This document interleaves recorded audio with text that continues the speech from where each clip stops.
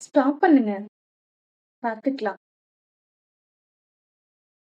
Just ஹாய்ன்னு ஒரு message போட்டாவே, "என்னம்மா எப்படி இருக்க? சாப்பிட்டியா? தண்ணி குடிச்சியா? பாத்ரூம் போனியான்னு?" கேட்கிறவங்க, இன்னைக்கு 10 பக்கத்துக்கு பக்கம் பக்கமா நீங்க மெசேஜ் போட்டும், ம் அப்படின்னு சொல்லி ஒரு ரிப்ளை கூட பண்ணல அப்படின்னா, நீங்க மெசேஜ் பண்றத ஸ்டாப் பண்ணுங்க. ஏன்னா, உங்க மெசேஜ் அவங்களுக்கு தேவையில்ல. ம்ஹ்ம். ஏதாவது ஒரு ஸ்டேட்டஸ் வச்சிருப்பாங்க.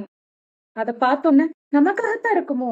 நமக்காகத்தான் வச்சிருக்காங்களா? நம்ம தான் தப்பா புரிஞ்சுக்கிட்டோமான்னு சொல்லிட்டு, எனக்காக தானேப்பா அந்த ஸ்டேட்டஸ் வச்சீங்க அப்படின்னு சொல்லி கேட்கும்போது, நான் ஏதோ ஒரு மைண்ட் செட்ல வச்சிருப்பேன் அப்படின்னு சொல்லி, உங்க மனச உடைக்கிறாங்கல்ல. சோ இந்த இடத்துல ஓவர் திங்க் பண்ணியிருக்கீங்க.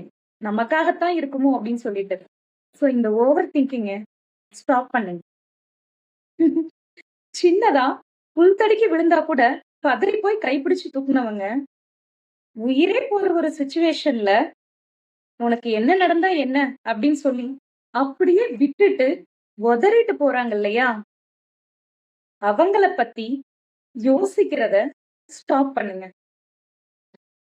ஆக்சுவலா இது எல்லாமே கஷ்டம் தான்.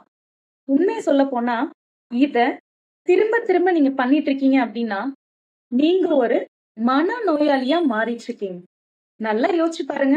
சுத்தி என்ன நடக்குதுன்னு தெரியாம, நம்ம லைஃப்ல அடுத்து என்ன பண்ண போறோம் அப்படின்றத யோசிக்காம, திரும்ப திரும்ப விட்டுட்டு போனவங்களையும் அவங்க செஞ்சுட்டு போனதையும் நெனச்சு, நெனச்சு, நெனச்சு ஓவர் திங்க் பண்ணிக்கிட்டே இருந்தீங்க அப்டின்னா, கண்டிப்பா நீங்க ஒரு மனநோயாளி தானே!